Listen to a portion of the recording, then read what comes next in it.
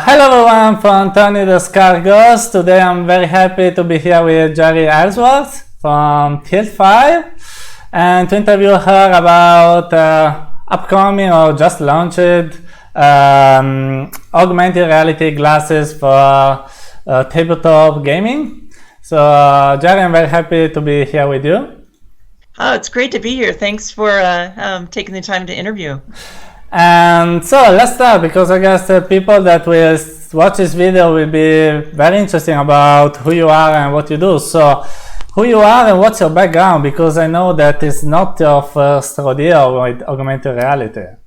No, I've been in the space for quite some time. So I'll give you my really quick life story here.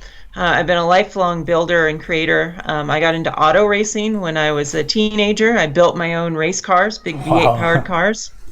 After that, I've always been a bit of an entrepreneur also. So I opened a chain of retail computer stores in the 90s. So I ran a fairly large chain in Oregon. We had 5 computer stores. And then in 2000, I started working in Silicon Valley doing electronics and engineering, and eventually I got into doing consumer products. And so there was a couple products that I did that sold many millions of units, and people seem to remember me from those, some of my toy projects. So I did a ton of these toy joysticks that you plug into a television and have a bunch of video games built in. Wow.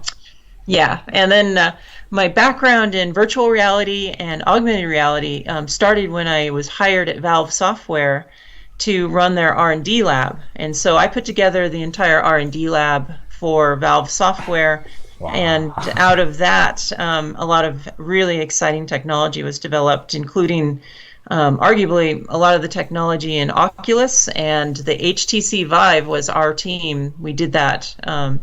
And there as well, that's where I got my start with augmented reality. But one quick question. Do you know something about Half-Life VR?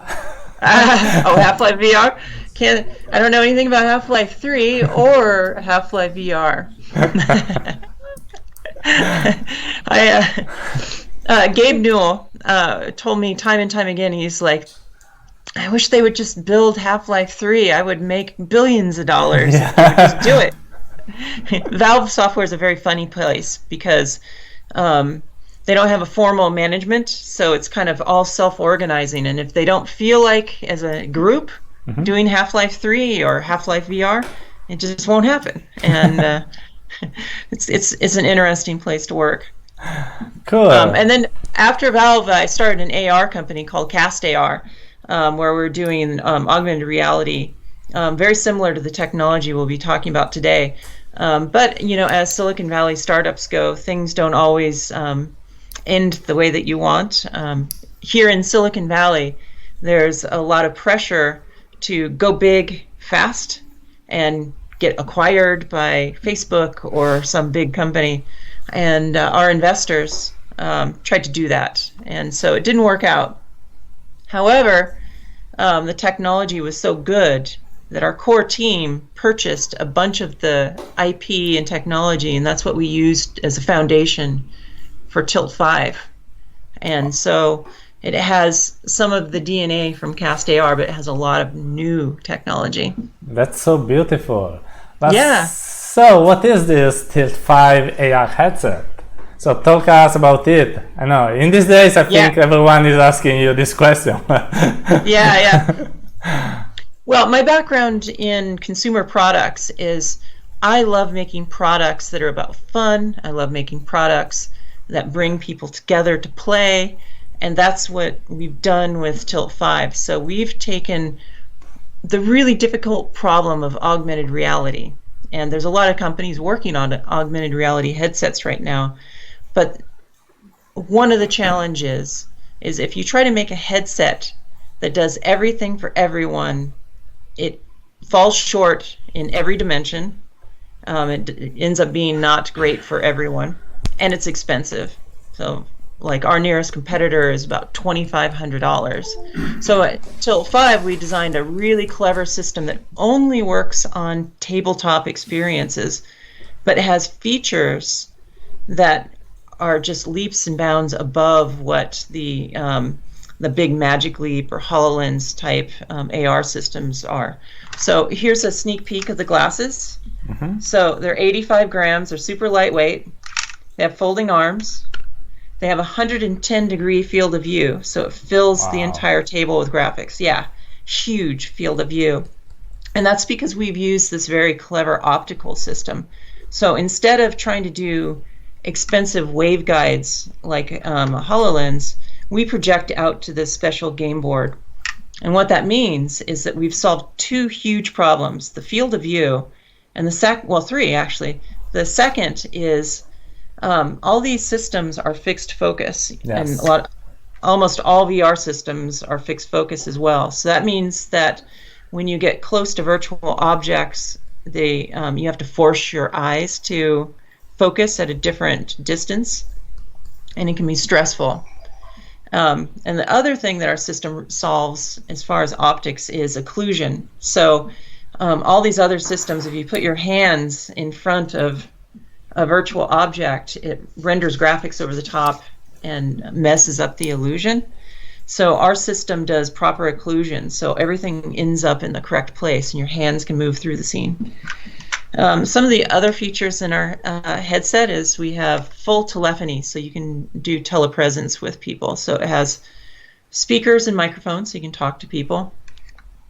It has a dual camera system. One camera does inside-out tracking, so it just tracks your position around the table.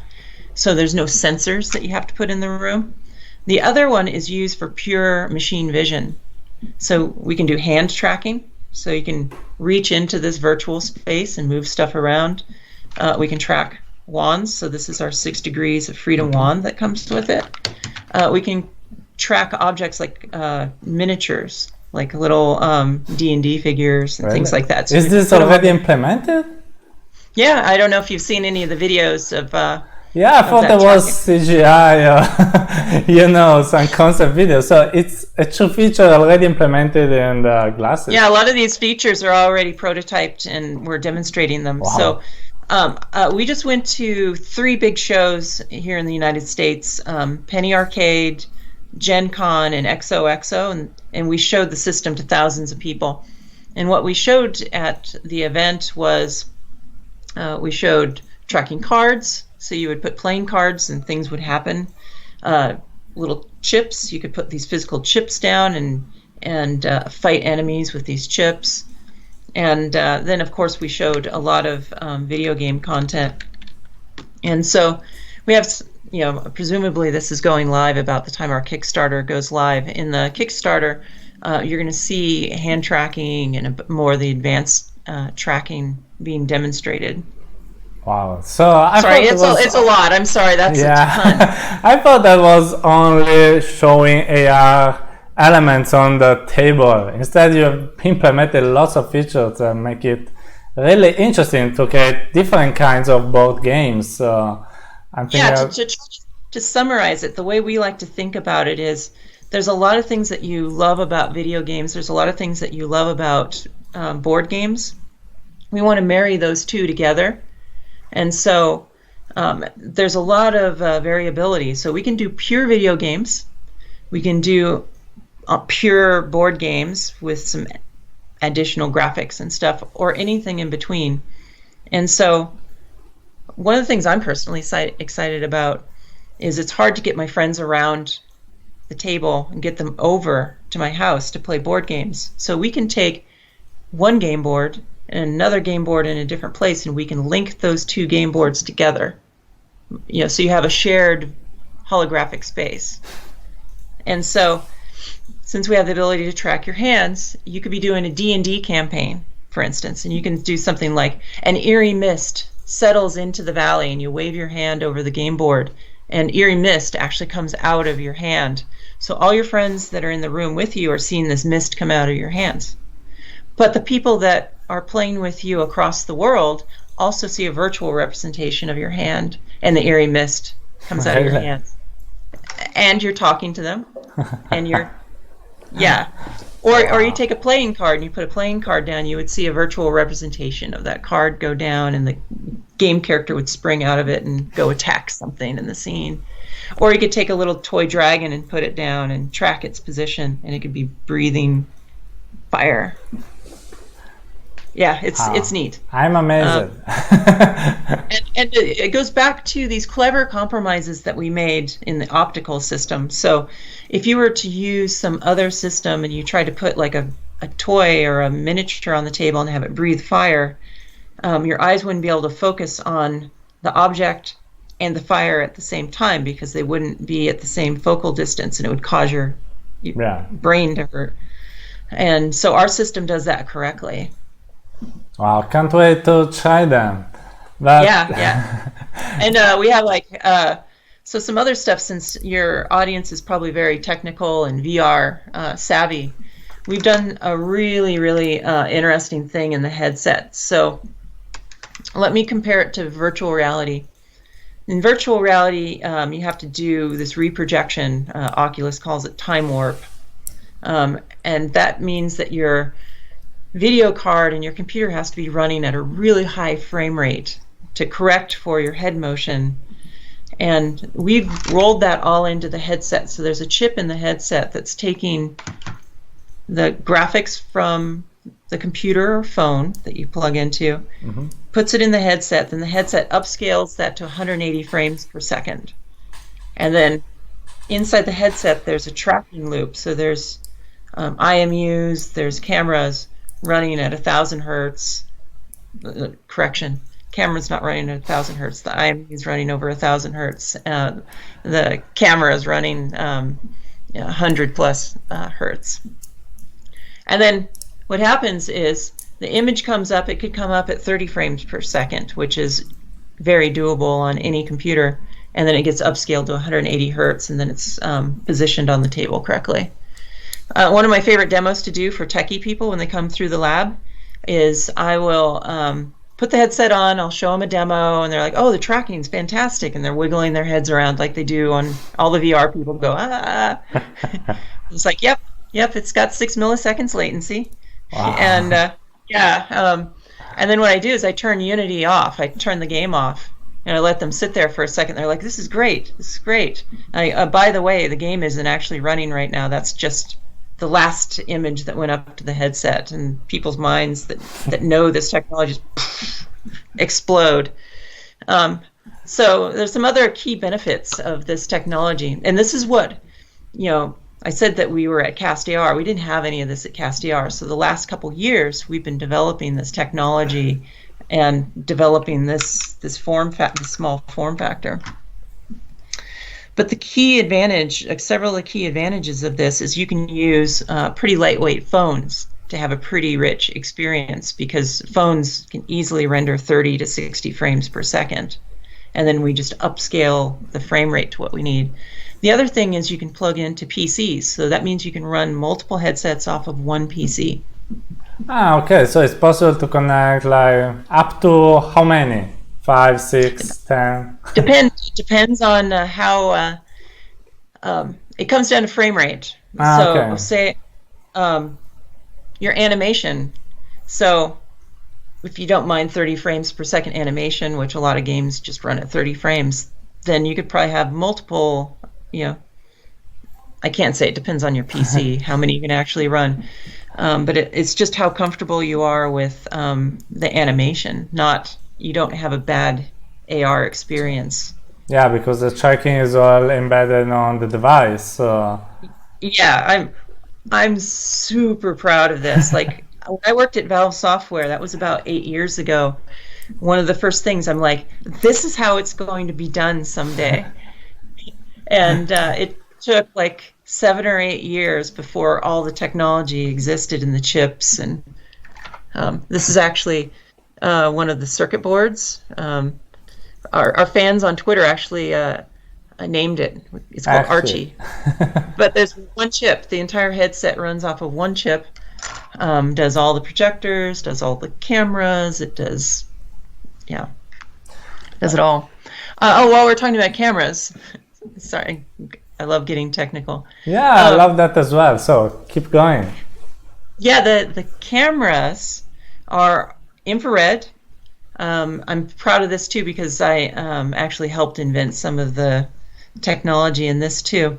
But they have filters on them, and they filter out all the unwanted wavelengths of infrared light. Both cameras run on different infrared light. That means for the end user, you can play in a completely dark room, or you can play in a room that has tons of sunlight pouring in. A lot of systems, HoloLens and Magic Leap and some of these can't work in a completely dark room. The Oculus Quest can't work in a completely dark room. And we can, because we actually emit infrared light. And then the tangible, or we call it tangible camera internally, but the machine vision camera that detects hands and objects and playing cards, because we control this infrared light, it's like a strobe, we can freeze frame motion. So like if you're moving something really rapidly in front of the camera, we can actually strobe it, capture it, do the machine vision on it, and free of motion blur. So we can actually extract more information out of the camera than if it was just a color RGB camera. Yeah, no. Can you have some interferences with other infrared devices? I experimented with Kinect to do full body tracking for VR, and when I had my Vive turned on in the room, the Kinect went crazy. What about your tracking? The way our system works is this retroreflective game board. Mm-hmm. The light that leaves the glasses comes directly back to the glasses, and that includes infrared light as well. And so for tracking, we don't have problems with crosstalk because we actually don't emit much light out, infrared light out, to track the game board. And then hands and things like that are within arm's reach. So, we don't have to emit a lot of infrared light to capture your hands. Compared to like the HTC Vive, that has like 40 giant infrared lights that strobe constantly to synchronize everything, and spinning lasers with infrared light. And then the Kinect has this huge, the original Kinect has this huge like laser illumination system. So those systems work totally different than ours. Sorry, but if I have a Vive turned on in a room when I play TiltFive, what does happen? No problem. No problem. Okay, that's cool. I have a funny story for you. Oh, I love funny stories. I mean, maybe not so funny if some of your VR viewers or people that ran some of these companies were around. So one of our older systems had an infrared beacon back in the day. And so we went to this event, and our infrared beacon was quite strong and happened to be very close to the same frequency that the HTC Vive operated in. Didn't affect us because we had a slightly different way that we operated. But all the HTC Vives in the room were having tons and tons of problems. And so this was an event where they were trying to pitch their virtual reality experiences to raise money. And so everyone in the room is like, oh, our tracking is like really wobbly and having problems. And like, are you guys having trouble? And I'm like, no, I don't. We kind of knew it was us that was causing all the interference. So our system emits so little infrared light and needs so little infrared light, it doesn't matter. That's amazing. But I read a very interesting article about how your optical system works, projecting towards the board that reflects the light back. Can you explain it a bit better to my viewers? Absolutely. All right, so the glasses, actually I'll show you some stuff. So this little guy here, this little tiny thing is about the size of 2 sugar cubes. Yeah. This is one of the projectors. Oh. So it's super duper tiny. And so 2 of those projectors are up in the headset. They shine onto these lenses, and these kind of slightly silvery lenses don't look like much, but we actually have patents around this entire optical system because it's super special. What we're doing is we're controlling polarization. We're doing all this stuff, these coatings on these lenses, so that when the light is emitted and it goes to the game board, it hits this game board, and this game board has a special retroreflective property that takes the light directly back to these two lenses, almost directly back. And then because we twist the polarization, we control the polarization, we get 85% efficiency in this optical path. So that means these two projectors that project out are only putting out 0.65 lumens. Put that in comparison to a home projector or beamer. Like a home projector, hundreds, like 600 lumens would be common. We're 0.6 lumens. And because all that light goes out to the game board, in this big cone of light goes out, but it comes focused right back to the eyes. And then our lenses are super efficient. It's actually too bright a lot of times, so we turn it down from 0.65 lumens. So we just went to a trade show that had huge mercury vapor lamps, like really bright stadium lights. And people were like, oh, your system's not going to look good. I'm like, just try it. And because all the light comes back to your eye and it just rejects everything else. Amazing. But how, I read that it does need a special board to work. Absolutely, it does need a special board. Sorry, I should have had one that I could hold up here. The board has this retroreflective property, and that comes with the kit. And so wherever that game board is, you get this virtual image. And so if you're looking at a square board on the table and you're sitting at the table, it projects out to the board. That means that you can have infinite graphics going into the table.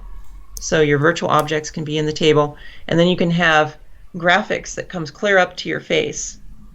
So anything above the horizon, so at the far end of the table, you can't have graphics at the end of the table. Now, part of our Kickstarter pledge levels, we have a deluxe kit that actually has a game board that has a kickstand on it, so the game board's flat, but you can kick it up. And when you kick it up, then you have all this vertical space that you can work with.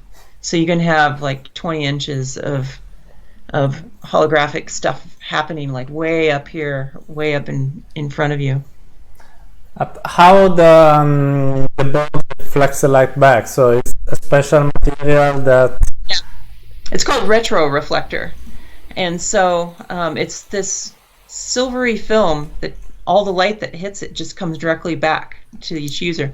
That means that you can have any number of users. You can have all your friends sitting around the table projecting their image. You can't see what they're seeing because all the light is going back to each user. And that opens up a lot of gameplay opportunities. So fog of war. So let me go back to, say, a Dungeons and Dragons scenario. The dungeon master sees the entire dungeon laid out on the table, sees where all the monsters are, sees where the traps are. The players sitting around the table cannot see those traps until that moment that the dungeon master triggers the monster to spring up. And then the fog of war is lifted, the monster springs up, everyone around the table gets to see it. Here's another example, which is maybe more of an action war type game or something. You sit around the table with your friends, and you can plan out your strategy. So you can be programming up your military men to go attack your friends, and they can't see what you're doing. So you can be, manipulating all this stuff with the wand, and then when the fog of war lifts, they see your enemy running towards them. Cool. It's a lot of people get very confused about our system. A lot of people, because the game board, they try to imagine what it's like, and they're like, well, you can't possibly have any graphics above the game board, and that's absolutely not true. The flat game board, you can have graphics standing really tall above the game board, especially when you're a couple inches away from the far end of the game board. And then if you want more height, you just do the kickstand and get more height. Absolutely. One of the questions that people may have is why making glasses only for game boards? you know, as you said, most of companies try to do glasses for everything. Unreal, HoloLens, Magic Leap, all the Chinese clones that are popping up these days. So it's a bit strange that companies focus only on tabletop gaming. So why this choice, and what are also your projections for the future? Oh, sure. That's a great question. So there's a lot of companies out there trying to make these headsets that do everything for everyone, and they all fall short in one way or another. I love VR. It's great. You know, if I want to do something by myself and like I'm dancing around, waving my arms, doing Beat Saber, that's fun for 10 minutes or so. The gameplay I personally want to do is I want to sit around the table and I want to have a comfortable game experience where I can play for hours and I can see my friends. I can see my beer when I want to pick it up and drink it. I want to see my hands when I reach into the space, not a virtual representation. And so VR is great, but it's super limited for social play. AR systems like a Magic Leap are fantastic. You can put graphics anywhere in the world, but it's a teeny tiny image. And the reason it's a teeny tiny image is because they're having to use these really expensive, complicated waveguides that have severe limitations. Just having worked at Valve Software on waveguides before, I know how much they cost. I wouldn't be surprised if HoloLens and Magic Leap have $600 per eye just in glass optics. It's expensive, and it's still super limited. It's great, don't get me wrong, I love all that stuff.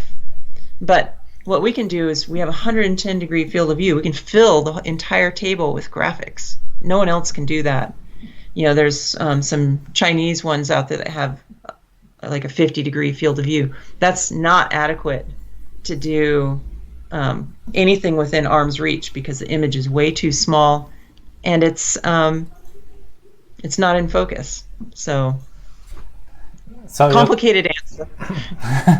So your choice is making something that is very good for one purpose instead of making something that is okay for all purposes. So yeah. And so our price point too. Our base kit's $299. It gets you everything that you need. Yeah, you get the glasses that are super high tech. I mean, I think we're doing better than a lot of the systems as far as dollar for dollar. We're doing a lot more tracking things than other systems. And then you get the wand.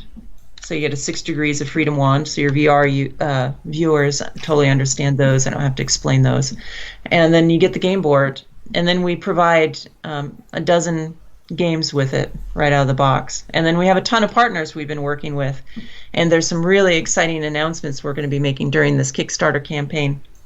And so, all right, do not leak this out early. This is a warning to you. I know you're going to release this after the Kickstarter. But one of our most exciting announcements that's going to be on day one of the Kickstarter today for the viewers is a company called Fantasy Grounds. They have millions of users. It's a platform that lets you do RPGs online. So Dungeons and Dragons, officially licensed Dungeons and Dragons. They have like thousands of adventure packs. They have Pathfinder, just tons and tons of content, but they're going to support our system. And so that's going to allow you to play Dungeons and Dragons and RPGs with your friends all over the world in virtual space around the table or connected over the internet. Wow, that's amazing. And then the other games and stuff our third-party developers are creating. We have a ton of like puzzle games and action video games that are kind of top-down God mode video games. Talking about the technology, I don't know. I guess you're being very, very busy, but I think you heard the voice about these Kura glasses. That the company in San Francisco, the Kura glasses, they promise 150 degrees of freedom, field of view, sorry. But I don't know. I know that they have some prototypes, etc. We don't know details about it. Do you think that something like this is feasible in the short term for consumers? Probably it's prototype that needs time to become actually available in the market. I know those guys. I kind of know the state of what things are. I think I shouldn't comment on it. I'll just comment about. I'll comment about how difficult it is to make a wide field of view headset. I've made a lot of these at Valve. We did a ton of them.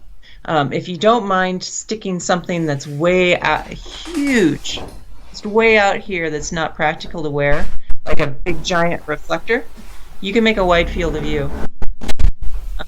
But if you're going to do a wide field of view thin lens, it's not going to happen you're not going to see it for 5 to 10 years. It's so difficult. Like Facebook just came out and said that maybe in 2023, probably like 2024, you might see their first offering of smart glasses, and it's tough. It's tough. Like if you want to make a thin lens something that you would actually wear for hours, it's going to be limited and expensive. So yeah, I don't have a lot of hopes for any company out there, Kura or not, coming up with something that even comes close. There's nothing that's going to come close to what we're doing on the tabletop. So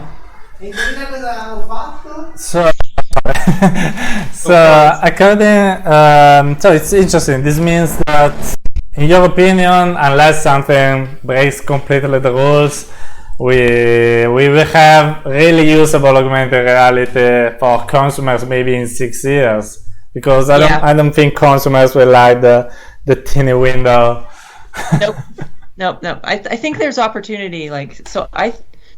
Here's a prediction from me. So if we see Apple release something, for instance, I think they could probably make a small field of view information display that would be compelling. They would probably find the right use case that users would want it, but you wouldn't do immersive gaming with it. So there are some technologies that are promising, and I've been following them for 8-9 years and just waiting for them to mature. And naturally we'll adopt them as soon as they're mature. But there's things like metamaterials. Metamaterials are very interesting, where you can take light and bend it at extreme angles, do very interesting things with it. But the downside with metamaterials, it's such a primitive technology right now.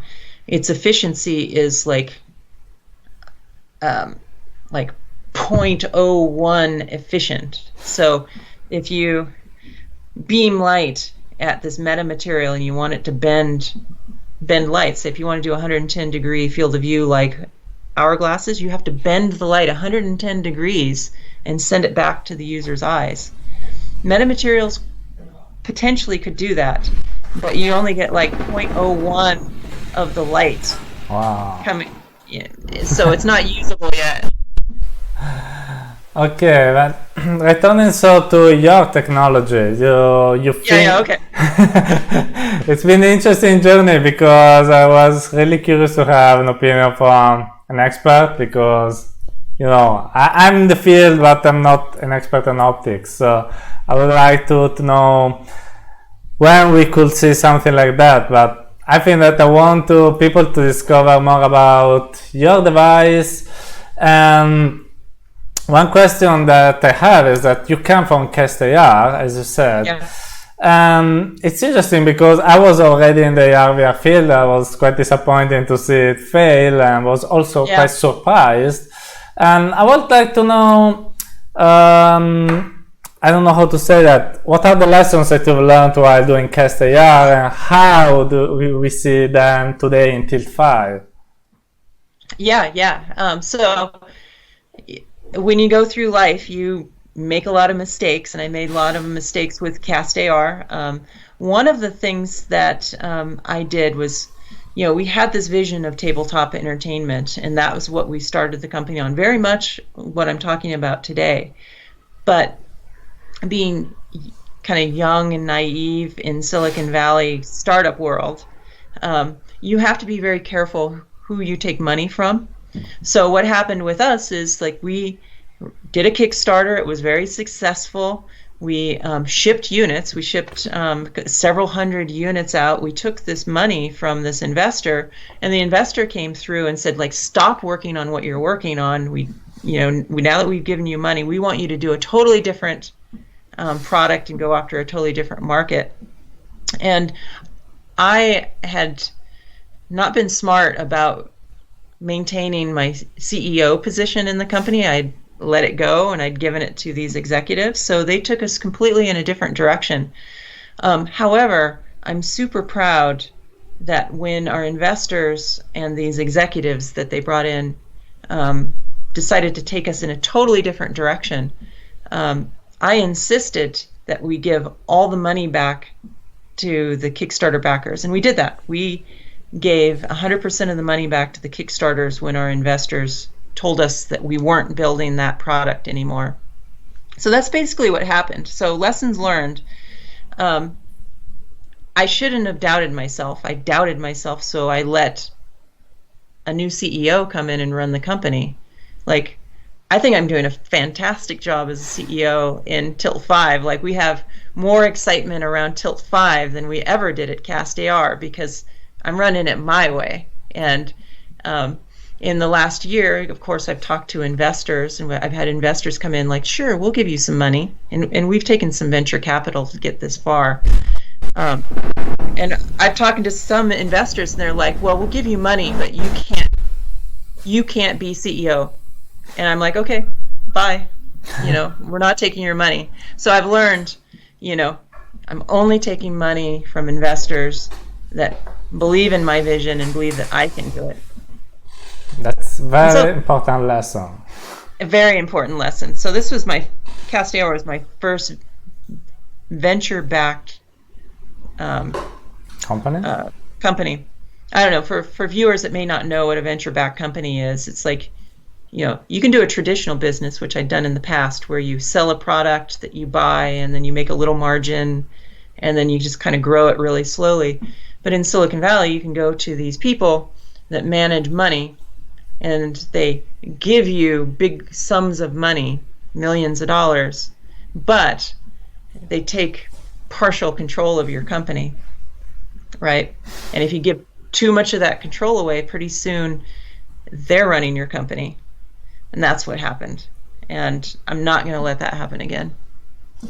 Wow. I know it's an interesting drama, and it was really sad for me too. I mean, it was heartbreaking watching the company be destroyed like that, and there was nothing I could do. Like, I had no power. I imagine the sensation. I'm being a startupper as well. Not had investments. I had my previous adventure went bad as well. But this is part of the game. But I heard various people telling me to be aware of people giving me money, because they can help you a lot, but they can also destroy you completely, because there are some that only follow the money. So, okay, this sells better, let's do this. And you say, it's not my vision. It's in the end, the company loses the soul. I don't know how to say that. Yeah. There's in our case, what was interesting was, we took this money and we gave up about 30% of the company. And that sounds like, well, the rest of the people in the company have, 70% of the company, right? You should be in control. Well, it turns out that as soon as you start to structure these deals and restructure your company, that number is pretty meaningless. You have a board of advisors and a board of directors, and you have executives come in, and it's really who's on your board of directors and who are your executives. That's who's in control. So if the original founders, like Rick and I, were no longer, in control, just nothing you can do. All you can do is complain, and then they just tell you go sit in a corner. Literally, the CEO said, go back to your desk and stop complaining to me. I just don't want to hear it anymore from you. It was basically, he was just saying, go sit in the corner. Oh. Unbelievable. I don't want to know what you answered him. I shouldn't say it on this. When the company folded, I had some strong words. You did a great choice. I would have done the same. Yeah. But, you know, on the good side is it wasn't lost. We were able to buy everything back, and then we took and we built these. And what's great about where we are today versus where we were back in CastAR is when I started CastAR, we had nothing, basically. It was just an idea. I had no production tooling, nothing. This is fully production tooled. So we're working with a big manufacturer in China to make these. This is actually injection molded right off the tools that we're going to use to ship the product. The circuit board is production ready. The projector modules are production ready. Like everything is production ready this time around. So, you know, our timeline for Kickstarter is end of Q2 next year. All the units are going out. So everyone will have their units in the second quarter of 2020. Wow, very, very fast. Yeah. I'm a bit curious about why the name TiltFive. That's going to remain a mystery. It's an inside joke. Okay. And yeah, it's if you follow us on Twitter, if for folks that follow us on Twitter, you see that we kind of like to have a lot of fun. And so when we started thinking about a name, we had all kinds of like crazy names that had AR in them, or virtual this, or you know, hollow that. And we're like, no, let's, you know, we're running the company the way we want to run it, and we want to have fun. So let's come up with a fun name that makes us laugh. And so that's what it is. So we had, so name of the product, we went back and forth. What do we name the product? And so we went around and around, and we had a lot of really good names for the product. But in the end, we decided, no, we want these to be the TiltFive glasses, and we want people to latch on to that name. And so we're going to stick with it. It's a little funny. On our Kickstarter backer, we have two levels, basically. We have the LE, the limited edition, and the XE, the more premium deluxe edition. And so we suspect people will be saying like, well, I got the TiltFive LE, or I got the TiltFive XE. So that's kind of how I think people are going to talk about it the next few years. As a developer, one of the problems that I have when I approach a device like yours is, why should I develop for this? You know, I think it's an amazing technology, but you know, the market is small, we have to pay the bills as well. And it's the problem that even big companies like Magic Leap are having. So speaking to all nerds like me, why should people develop for your glasses? So that's a really, really good question. And so you asked, how are things different, you know, now that I'm running TiltFive? So one of the things that we really, really focused on is that, first of all, every kit has to come with games. Every one of the systems comes with games. And so we made sure that we created games and we had games ready. So a bunch of party games and action games. And then also we had to make it really easy for developers.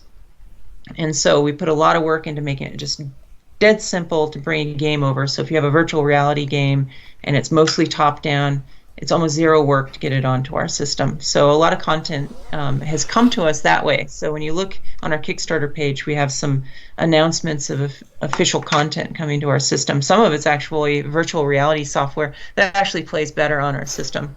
And so what I've been doing personally is, like, the head of the company is going out and working with developers. And so we have a lot of developers on board.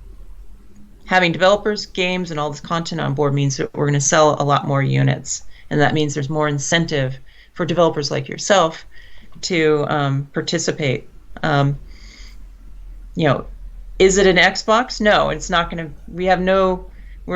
We're not going to claim for developers that we're going to have the scale of Xbox next year. There's just no way. So we're looking for developers that are forward-leaning, that see that the games are going this direction, that want to invest in being ahead of the game. And so that's been our appeal, and that's how we've got a bunch of our content. Is like, there's a lot of game developers that know this is coming, and they're willing to put a little investment in, a couple years in advance. Yeah, and give us like 2 or 3 years when we, have 20 million of these out there. Then it'll be really exciting. It also, like, I should point out, like, what's interesting. I'm going to sling a little bit of mud. I probably shouldn't, but I'm going to do it anyway. HoloLens came out 3 years ago or something like that. And they showed pictures of, like, families playing video games and people doing medical procedures and stuff like that. And I was pounding my fist on the table going, no, no, no. There's no way a home user is going to buy this thing because the cost. There's just no way. So our cost advantage means that we stand the best chance out of everything that's out there to ship millions of these to homes, because you could have an entire family for not too much money have a complete holographic experience where you can sit around the table and have this magic. You could buy a ton of our glasses for the price of one of those other systems. And I would argue Magic Leap hasn't figured out where they belong in the world. Microsoft eventually figured out to stop advertising that you're going to play Minecraft on the thing, and they focused on medical and focused on military and all these things, places that will spend $3,000. How do you plan instead to convince the more traditional tabletop gamers? People use the pen, the car, the paper and stuff. So that was a big unknown to us. So it was a big risk for us. So when we started TiltFive, we're like, which side of the spectrum do we go for? More video games or more board games? We knew we could do either, and we knew we could blend them all. And we're like, let's try to appeal to more of the board game crowd, because we saw trends where there's a lot of board gamers that are trying to use these online systems to play the games over distance, and they're frustrated with it. And so I went out, and here's a funny story. I went out to a local event where they were playing Warhammer. And so Warhammer, you take these miniature figures, you put them down, and you have these elaborate stories, and you advance your miniatures, and you attack each other. And there's like these hit radiuses, and you use tape measures to figure out how far away the other players are and whether you can actually hit them. So I go to this event, and I walk in the door, and I'm totally naive. I've never played Warhammer before. And I'm like, guys, I can eliminate all of your little miniatures. You won't ever have to, you can have graphics and sounds. And they pretty much just gave me the middle finger and told me. And so I thought about that. I'm like, yeah, that was stupid of me to go in and just say that I'm going to replace everything that they think is fun about their game, which is, using the physical objects. So then I went back and talked to them a couple months later when they were having another event. I'm like, okay, what if I could provide you a tool set? So for instance, there's a war game that they play where they have tanks and they run them across Europe. And um, when a tank gets damaged, they take a little piece of cotton that's been stained red and they stick it on top of the tank to show that it's on fire. Right? That's how they show fire and damage. They put little things on top of the miniatures. I'm like, what if I could just make where you could drag and drop fire on top of that tank, and it's virtual fire and smoke's coming off of it and it's making a crackling sound. And then they were like, yes, we would do that. And so that was a very valuable lesson early on.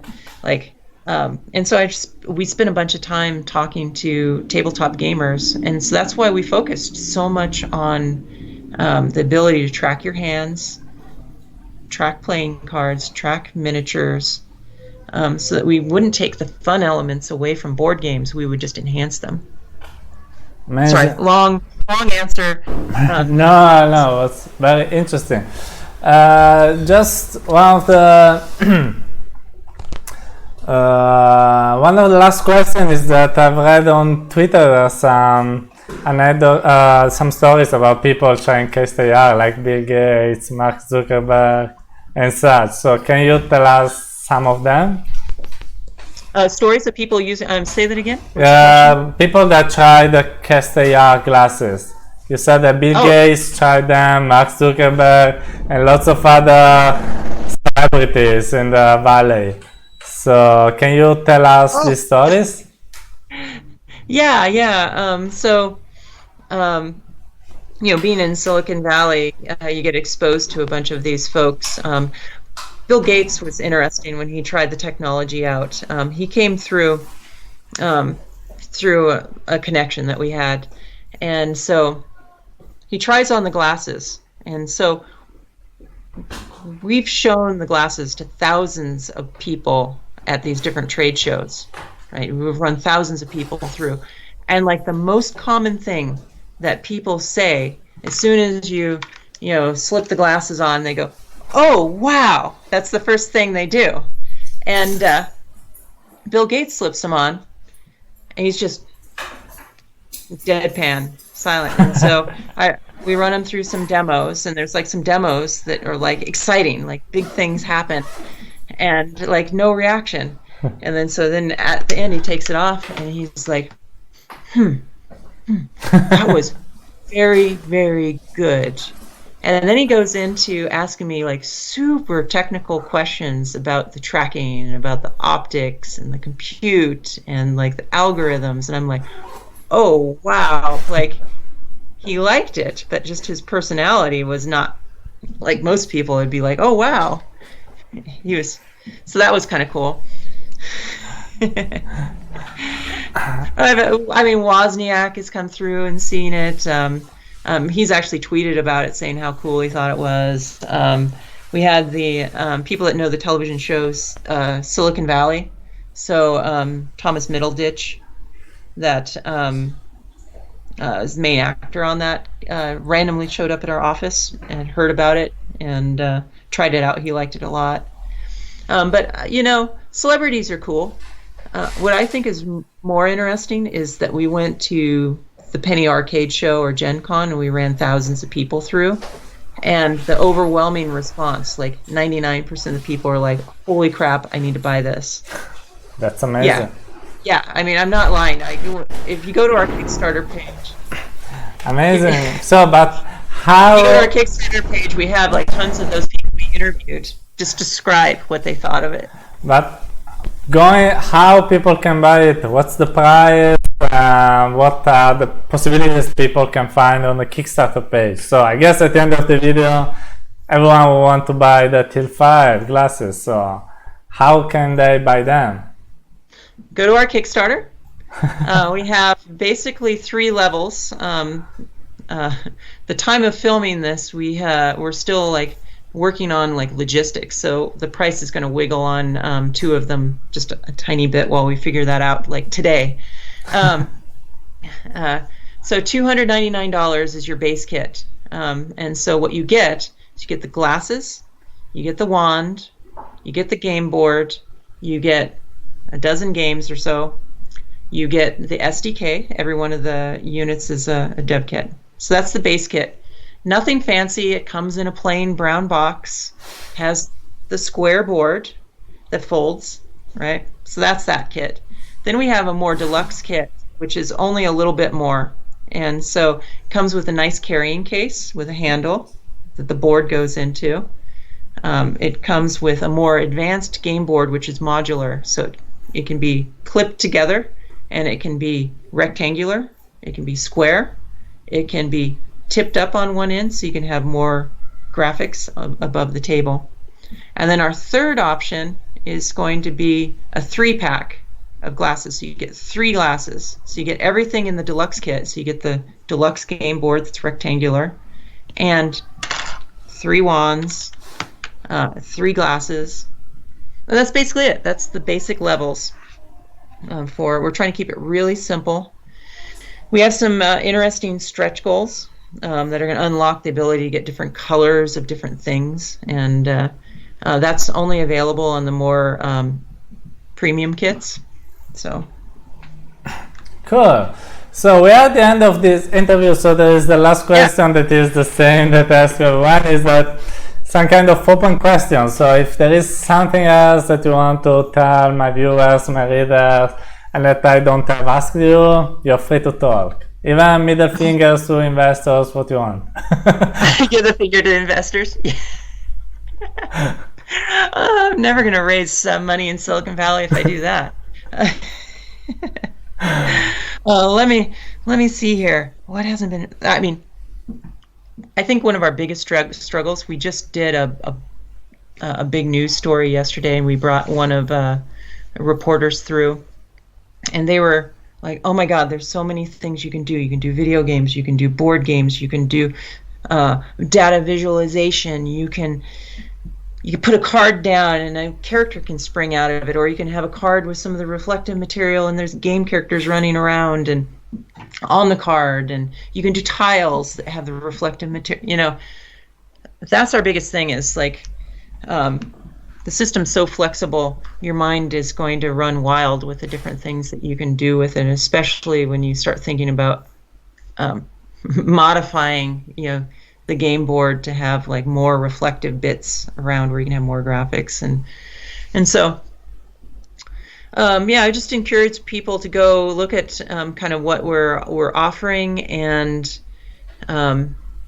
just know that there's a lot more there than what we can convey on a super long Kickstarter page. I mean, we're trying to convey everything you can do with it, but it's impossible. It's like trying to define everything you can do in VR multiplied by 5, right? Because now you can start throwing physical objects in. You can have your friends around the table and see them. So what are all the gameplay where you actually maybe don't look at the game board, you're looking at your friends and things like that. Sorry, that was rambly. Hopefully that was interesting. We're excited. We're excited that we're so close to shipping, and so I worked on this a long time. I've put about 5 years of my life into this, and so I hope people will consider backing us, and we're going to have a lot of fun with this. Like, everyone's going to have fun with it. I'm sure of that. It's been a very, very interesting interview about AR, about entrepreneurship, about your TiltFive glasses that I think that everyone should check out on Kickstarter. So I thank you for your time, and goodbye. Thank you.